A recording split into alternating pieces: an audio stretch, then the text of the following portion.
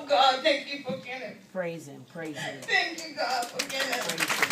Thank you, God.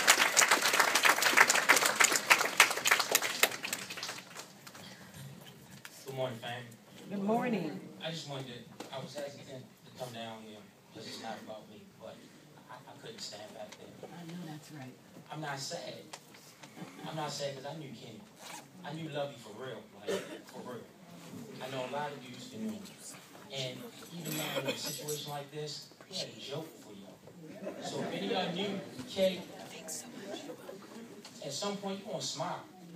Because that was him. That was a part of him. And the only thing I feel bad about is that I haven't talked to him for close to a year. That's it. That's it. And it took this for me to get back in touch with him. But his memories, his spirit, you know what I mean, his heart, his family, that I love so much, that's my family. These were my brothers, sisters, nieces. Roz was my big sister. There's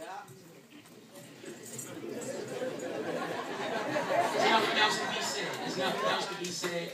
Just hold on to the memories that he left.